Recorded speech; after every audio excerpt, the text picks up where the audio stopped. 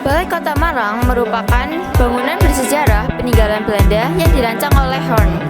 Balai Kota ini dibangun pada tahun 927 dan selesai pada tahun 1929. Kami akan menjelaskan secara singkat sejarah Balai Kota Malang. Status Kota Malang berubah menjadi pemerintah kota pada tanggal 1 April 1914. Pembangunan Balai Kota dilaksanakan pada tahun 1927 dan selesai pada bulan November 1929. Balai Kota dibakar sebagai simbol perlawanan terhadap agresi militer Belanda 1 pada tanggal 29 Juli 1947. Setelah Perang Kemerdekaan, Balai Kota Malang dibangun kembali.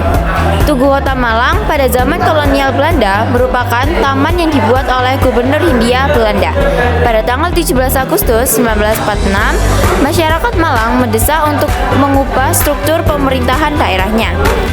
Pendirian Tugu Malang menjadi simbol bahwa wilayah sekitar yang dahulu pusat administrasi Belanda telah dikuasai oleh Republik Indonesia. Militer Belanda menghancurkan monumen Tugu ini pada tanggal 23 Desember 1948. Pada tahun 1953, pemerintah Malang kembali membangun monumen Tugu dan diresmikan kembali oleh Presiden Soekarno.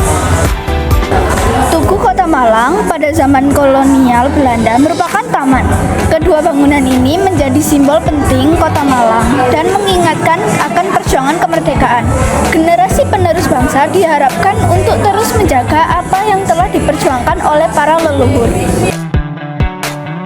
Tujuan utama dibangunnya Balai Kota Malang adalah sebagai pusat pemerintah modern, menggantikan kantor pemerintah lama yang dianggap kurang memadai, mengakomodir pelayanan masyarakat untuk menyediakan sebuah bangunan yang dapat mengakomodir berbagai pelayanan masyarakat, sebagai pusat informasi dan pertemuan, berfungsi sebagai pusat informasi bagi masyarakat terkait program dan kebijakan pemerintah kota, ikon dan daya tarik wisata.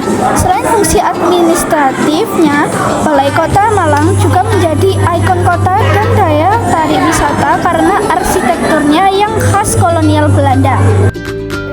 Pembangunan Balai Kota Malang merupakan bagian dari Plan 2 yang ditetapkan pada 26 April 1920 dengan tujuan membentuk pusat pemerintahan baru untuk JMT Malang yang sudah berdiri sejak 1 April 1914.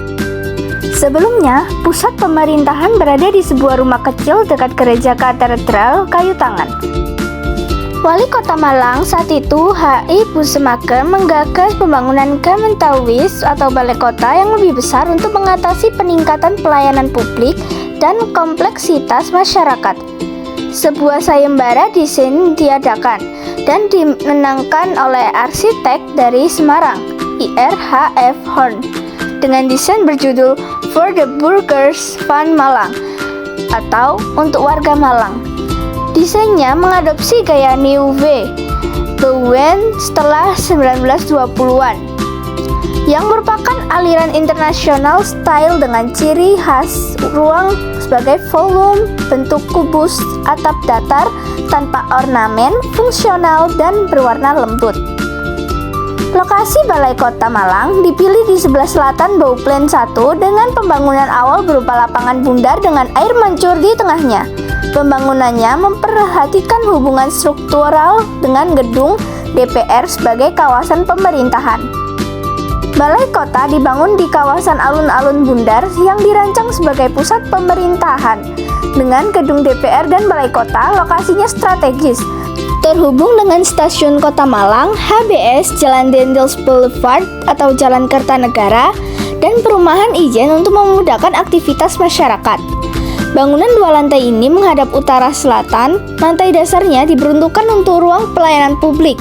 Tata letak balai kota ini unik, karena kantor bupati tidak berada di depan kantor asisten residen, satu-satunya tata ruang seperti itu di Jawa.